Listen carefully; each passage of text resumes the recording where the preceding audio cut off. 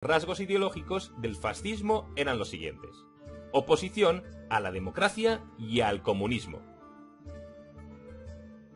Segunda característica: sumisión del individuo al Estado. El Estado era dirigido de forma totalitaria por un líder todopoderoso e infalible, el Ducey. Las libertades individuales se suprimieron.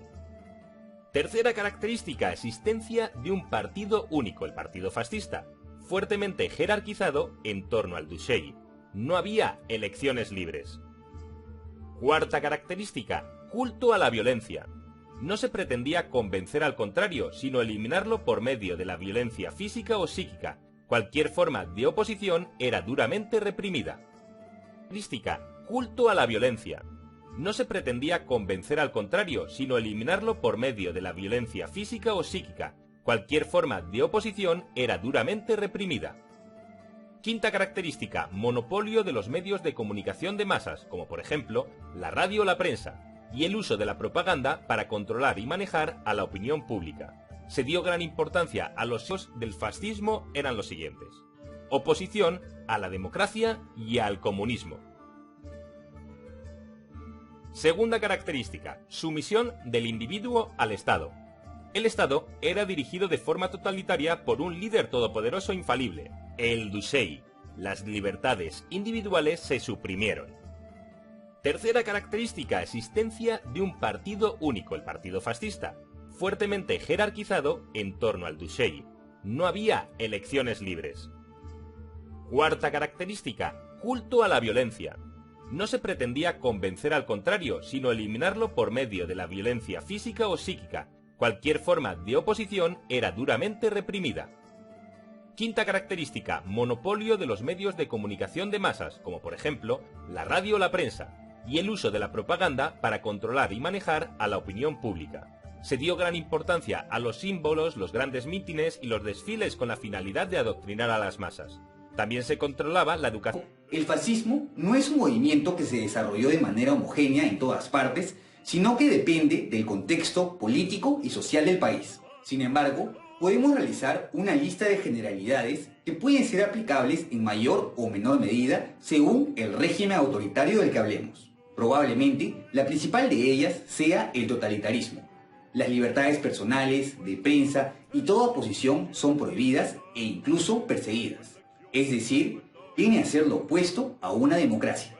¿Y qué es exactamente el fascismo? El filósofo Umberto Eco dice que no es una ideología del todo coherente. Toma formas diferentes en diferentes lugares, pero tiene algunas características comunes. Él enumera 14, de las cuales destacamos las siguientes. Surge de la frustración. Una crisis económica o un fracaso político hace sentir a una clase social que ha perdido privilegios y tiene miedo de que otro grupo social pueda quitárselos. El miedo a la diversidad. Se busca la unidad y el consenso cultivando el miedo a lo diferente. El primer llamado de un movimiento fascista es contra quienes se considera ajenos o intrusos. Se crea una identidad a partir de este miedo. Lo que une al grupo es el haber nacido en el mismo lugar o el pertenecer a un grupo étnico que se define en oposición a un enemigo. Como algo curioso, el enemigo se describe a veces como decadente o débil y a veces como poderoso y aterrorizante, según convenga.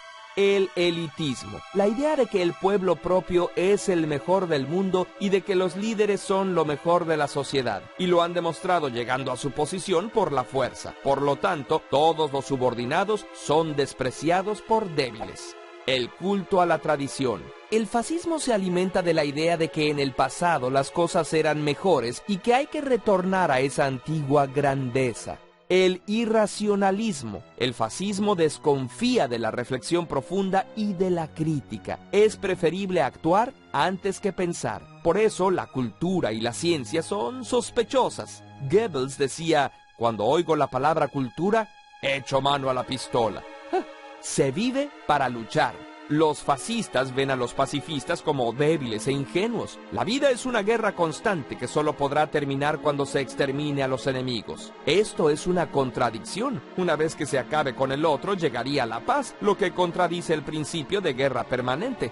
Machismo. Este culto a la guerra da origen a un desprecio por las mujeres y una condena a la diversidad sexual. Se cultiva un gusto por las armas como símbolo fálico. Antidemocrático. En una democracia los individuos tienen opiniones diferentes que se expresan mediante el debate abierto y mecanismos como las elecciones. En el fascismo, el pueblo se considera como una masa uniforme con una sola opinión y se supone que el líder, en su inigualable sabiduría, es quien interpreta esa opinión. Las opiniones diferentes son silenciadas. En última instancia, el fascismo no es tanto un conjunto de ideas articuladas, más bien moviliza pasiones y emociones, sobre todo el miedo a lo diferente y el orgullo por lo propio. Los argumentos que se dan para justificar sus acciones no suelen ser más que pretextos para obtener y mantener el poder y el control. Por eso, y por todas las desgracias que ha causado, en la actualidad esta visión del mundo está tan desprestigiada que prácticamente ningún dirigente se identifica a sí mismo como fascista. Sin embargo, cuando un dirigente silencia a la prensa y a las protestas, califica a los inmigrantes como amenazas, desprecia a los débiles, condena la diversidad sexual y presume de sus proezas y de su hombría, tenemos razones para sospechar de sus tendencias fascistas. Y hay que estar atentos para que los hechos del fascismo no vuelvan a ocurrir